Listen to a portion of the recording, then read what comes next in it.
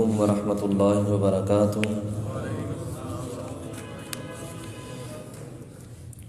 یا رب لک الحمد کما ينبغي لجلال وجهك وعظیم سلطانک، اشہد ان لا الہ الا اللہ واشہد ان محمدا عبدہ ورسولہ صلی اللہ علیہ وسلم، اما بعد فاعوذ باللہ السمیع العلیم من الشیطان الرجیم من ہمزہ ونفخہ ونفثہ، بسم اللہ الرحمن الرحیم۔ الحمدللہ ہمارے 9 پارے مکمل ہو گئے۔ آج انشاءاللہ ہم 10واں پارہ شروع کریں گے، اس کا آغاز کریں گے۔ اللہ سے دعا کیجئے رب العالمین ہم سب کو اسی طرح قرآن پڑھنے کی اللہ ہم سب کو توفیق عطا فرمائے، اور جو کچھ پڑھیں اللہ ہم سب کو اس کے اوپر عمل کرنے کی بھی توفیق عطا فرمائے۔ آج کا جو سبق ہے اس کے اندر مال غنیمت کے متعلق بات ہوگی۔ یہ مال 2 طرح کا ہوتا ہے۔ مال غنیمت اس مال کو کہتے ہیں جو غزوہ کیا جاتا ہے، جنگ کی جاتی ہے، جس کے اندر گھوڑے دڑائے جاتے ہیں، تلواریں چلائی جاتی ہیں، پھر یہ مال حاصل ہوتا ہے کافروں سے، وہ لونڈیوں کی صورت میں ہو، سونا چاندی کی صورت میں ہو، گھوڑے ہو، اونٹ ہو، پیسہ روپیہ ہو، یہ اس کو مال غنیمت بولا جاتا ہے۔ ایک ہوتا ہے مال فے۔ یہ مال فے وہ مال ہوتا ہے جو جزیے کے طور پہ لیا جاتا ہے۔ کوئی کافر مر جاتا ہے حربی، اس کا کوئی وارث نہیں ہوتا، وہ بیت المال کے اندر اس کو جمع کیا جائے گا۔ اسی طرح کوئی ایسا لشکر نکلا جہاں لڑائی تو نہیں ہوئی، ویسے ہی کافر مال چھوڑ کے بھاگ گئے، یہ بھی مال فے کے اندر ہی آتا ہے۔ اس حوالے سے اللہ مکمل وضاحت فرمائیں گے۔ مزید بدر کے مقام پر جو کچھ مسلمانوں کے ساتھ اللہ رب العالمین نے مدد اور نصرت کے حوالے سے معاملہ کیا تھا، اس واقعے کو بھی میرا رب دہرائے گا۔ انشاءاللہ مزید بات سبق کے اندر پڑھیں گے۔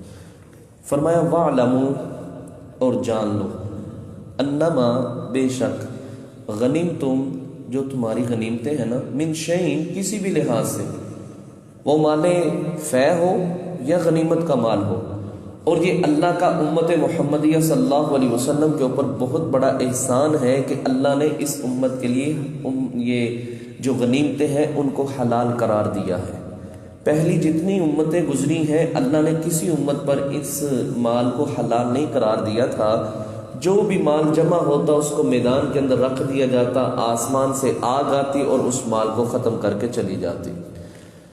لیکن امت محمدیہ کے اوپر اللہ رب العالمین نے اس امت کو یہ شرف دیا ہے کہ اللہ نے مال غنیمت کو استعمال کرنے کے اندر کوئی بھی اس کے اوپر تنقید یا اس کے اوپر کوئی بھی ایسی شرط نہیں لگائی۔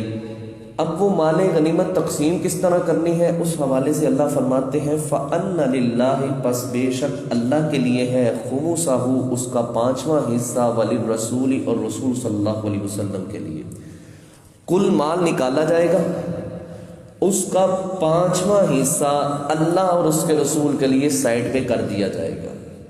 وہ جو 5واں حصہ الگ سے نکلے گا نا، اس کو کہاں صرف کرنا ہے؟ وہ محمد صلی اللہ علیہ وسلم جہاں چاہیں بہتر سمجھتے ہیں، وہ جہاں چاہیں اس کو استعمال کر سکتے ہیں۔ لیکن وہ 5واں حصہ کن لوگوں کے اوپر خرچ ہوگا؟ اللہ فرماتے ہیں وَلِذِي الْقُرْبَى، قریبی رشتہ داروں کے اوپر، وَالْيَتَامَى یتیموں کے اوپر، وَالْمَسَاكِينِ اور بے سہارا لوگوں کے اوپر، وَابْنِ السَّبِيلِ اور مسافروں کے اوپر جو سفر کرنے کی طاقت نہیں رکھتے، جن کے پاس زیادہ راہ نہیں ہے، جو سفر کے اخراجات اٹھا نہیں سکتے، ان کے اوپر یہ مال خرچ کیا جائے گا۔ جو بقیہ 4 حصے ہوں گے وہ جو غزوے کے اندر جن مجاہدین نے حصہ لیا تھا ان مجاہدین کے اوپر خرچ کیا جائے گا۔ اگر پیدل لڑ رہا تھا تو اس کو 1 حصہ ملے گا، اگر گھوڑے کے اوپر سوار ہو کے لڑ رہا تھا تو اس کو 3 حصے ملیں گے۔ وہ کس حوالے سے؟ 2 حصے اس کے گھوڑے کے اور 1 حصہ مجاہد کا ہوگا۔ غزوہ خیبر کے اندر نبی علیہ السلام نے یہی ترتیب مقرر کی تھی۔ جو بدر والی جنگوں کے اندر پیدل ہوتے تھے ان کا 1 حصہ، اور جو گھوڑے پر سوار ہوتے تھے ان کے 3 حصے نکالے جاتے تھے۔ اس دور کے اندر خواتین بھی نکلا کرتی تھی جہاد کے لیے، وہ کس نیت سے نکلتی تھیں کہ زخمیوں کو پانی پلانا، ان کی مرہم پٹی کرنا، ان کی دیکھ بھال کرنا۔ اس لحاظ سے نبی علیہ السلام ان کو کچھ نہ کچھ حصہ دے دیا کرتے تھے، لیکن ان کا حصہ فائنلی مقرر نہیں کیا گیا۔ تیسری بات، اگر امیر کے حکم پر، کمانڈر کے حکم پر، چیف کے حکم پر کسی کو پیچھے رکنا پڑ جاتا ہے، حکمن وہ کہتا ہے تم پیچھے رہو، اور بقیہ سارے لڑنے کے لیے چلے جاتے ہیں، جو حصہ دوسرے مجاہدین کو ملے گا وہی حصہ اس مجاہد کو بھی ملے گا جو پیچھے رہ گیا تھا۔ غزوہ بدر کے اندر حضرت عثمان غنی رضی اللہ تعالی عنہ نہیں جا سکے تھے، تو نبی علیہ السلام جب واپس تشریف لائے تو فرمایا عثمان یہ تمہارا حصہ ہے، جتنا ہی فضیلت بدر والوں کی ہے اتنا ہی مقام تمہیں ملا ہے، اور جو بدلہ بدر والوں کو ملا ہے غنیمت میں سے وہی بدلہ تمہیں بھی مل گیا ہے۔ یہ اللہ رب العالمین نے ترتیب بیان کی ہے۔ 5واں حصہ اللہ اور اس کے رسول کے لیے نکالنا ہے، اور 4 حصے مسلمانوں کے اوپر تقسیم کرنے ہیں، وہ مجاہدین جو جہاد کے میدان کے اندر اترے تھے اور انہوں نے تلوار چلائی تھی۔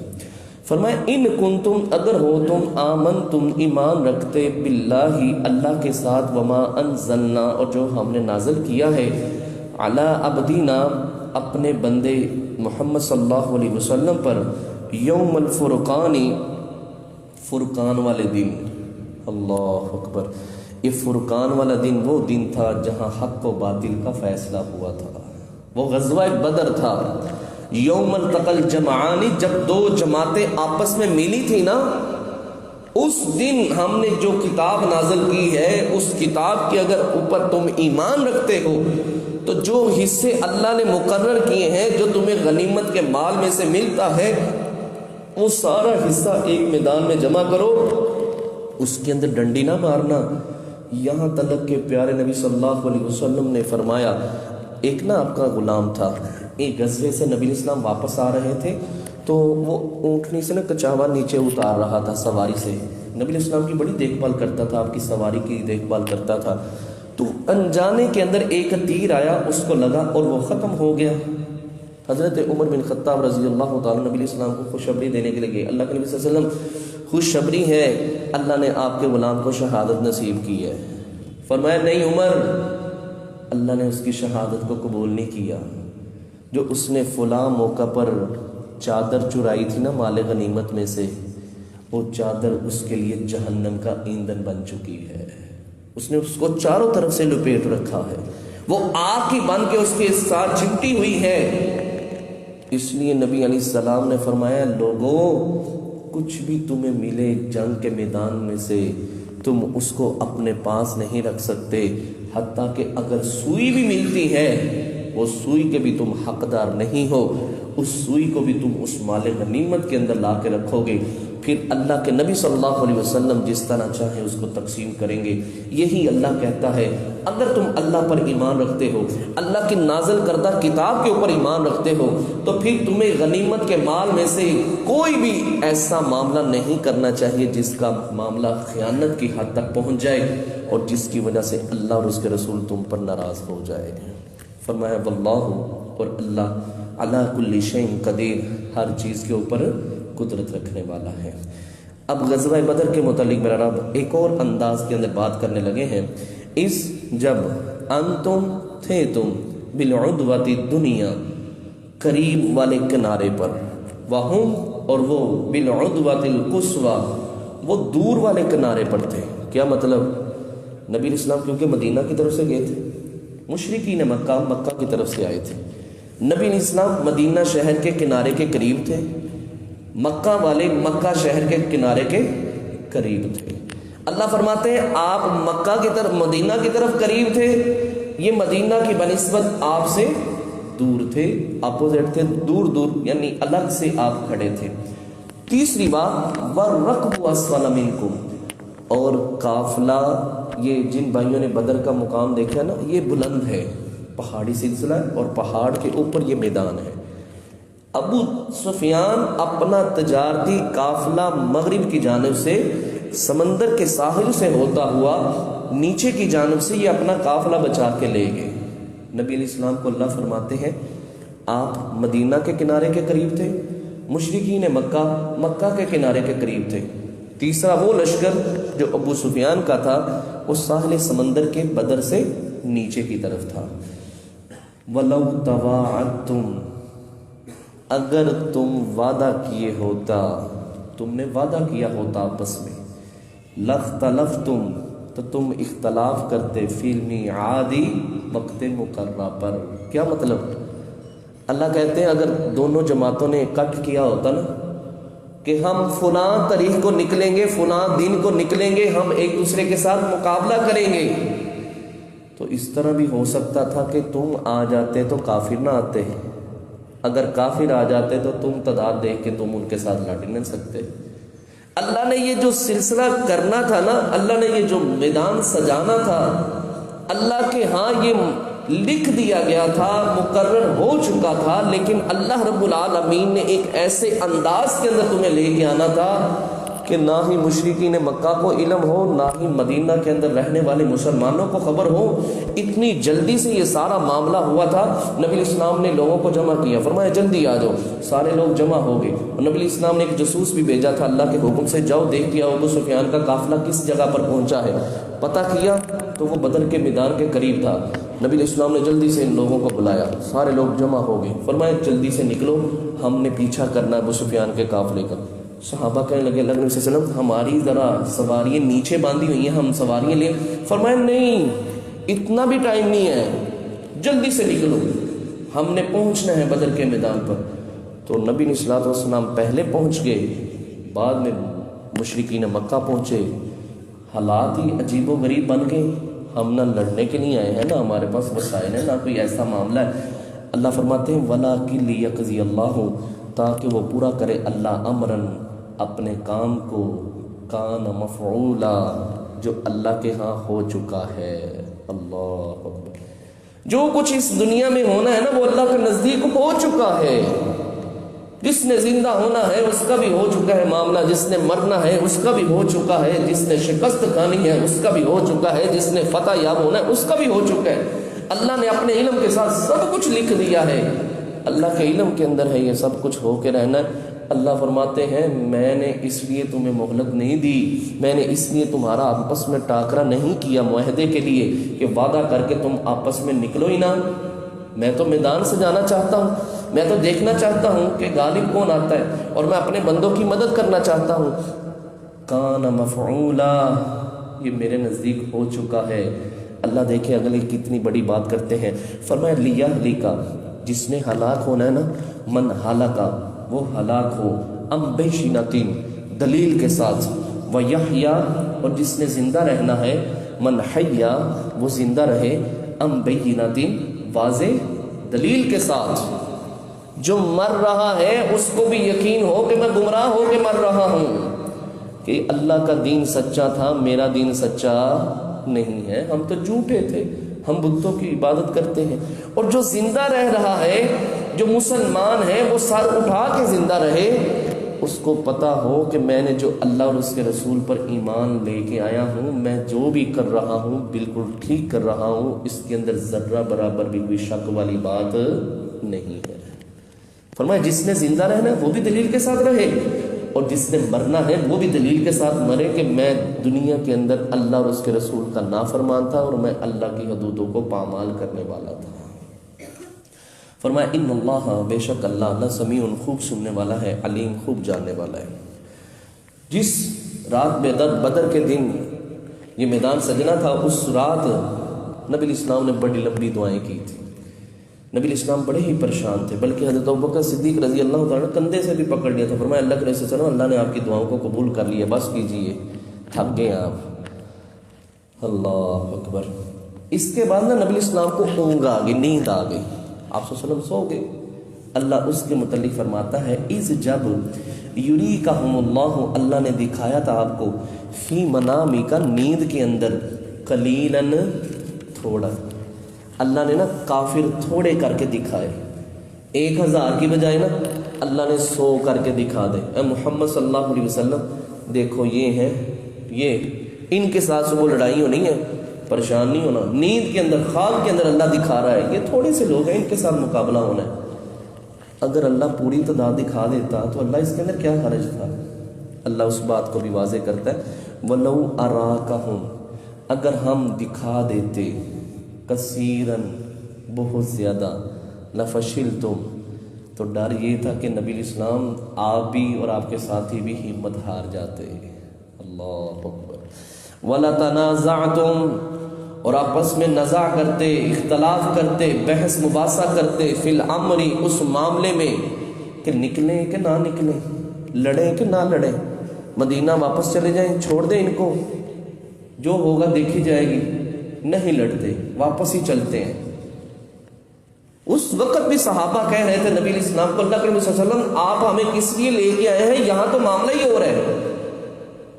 اللہ رب العالمین مسلمانوں کو، پیارے نبی صلی اللہ علیہ وسلم کو تسلی دیتے ہوئے کہتا ہے یہ تھوڑے سے لوگ ہیں، ان کے ساتھ مقابلہ ہے، اگر میں سارے دکھا دیتا نا ان کو تو ان کے مزید حوصلے پست ہو جانے تھے، انہوں نے آپس میں مشورہ کرنے تھے، اور مشورے کا فائنلی فیصلہ یہ ہونا تھا کہ ہم لڑتے نہیں بلکہ ہم واپس ہی چلے جاتے ہیں۔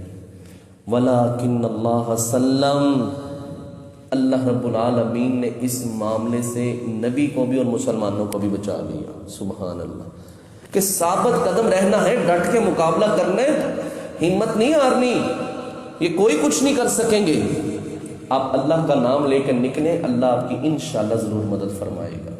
فرمایا انہو، بے شک، علیم، وہ خوب دیکھ جاننے والا ہے، بذات الصدور، سینوں کی باتوں کو۔ اللہ تو جانتا ہے نا، مسلمان چاہے نہ بیان کرے، لیکن اس وقت مسلمانوں کے دل کے اندر یہ خوف طاری تھا کہ وہ کتنی تعداد میں ہیں، ہم کتنے ہیں، ہمارے پاس نہ وسائل ہیں، ان کے پاس وسائل ہیں۔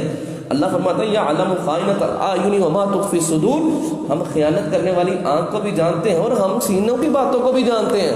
یہ مسلمان اپنے دلوں کے اندر خوف بٹھائے ہوئے ہیں، ان کو بتا دیجئے 1000 کا لشکر اللہ آسمان سے فرشتوں کا نازل کرے گا انشاءاللہ، پریشان نہیں ہوگا۔ میں جانتا ہوں میں کس طرح آپ کو لے کے آیا ہوں اور کس انداز کے اندر تم آئے ہو۔ اللہ اکبر۔ آخری بات، وَإِذْ، اور جب، یُریکُمُوہُم، اللہ دکھاتا تھا تمہیں، اِذِ الْتَقَیْتُم، جب تم نے ملنا تھا، فی اعینکم، تمہاری آنکھوں میں، قلیلاً، تھوڑا۔ اللہ فرماتے ہیں بدر کا میدان سجنے والا تھا، ادھر بھی صفیں بن گئی تھیں، ادھر بھی صفیں بن گئی تھی، ادھر مسلمان ہیں ادھر کافر ہیں۔ اللہ نے نا مسلمانوں کو دکھایا یہ ہے ان کے ساتھ لڑنا۔ عبداللہ بن مسعود رضی اللہ تعالیٰ عنہ فرماتے ہیں اللہ رب العالمین کی فتح نصرت اتنی ہوئی اور اللہ کا کلمہ اتنا غالب آیا کہ اللہ تھوڑے کر کے دکھائے گا۔ میں نے ساتھ والے سے بندے سے پوچھا، مجاہد سے، اپنے بھائی سے، وہ بھائی جان ان کی تعداد کتنی ہے؟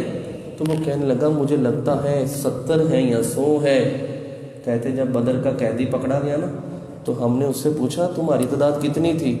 تو وہ کہنے لگا ہم 1000 کے لشکر کے ساتھ آئے تھے۔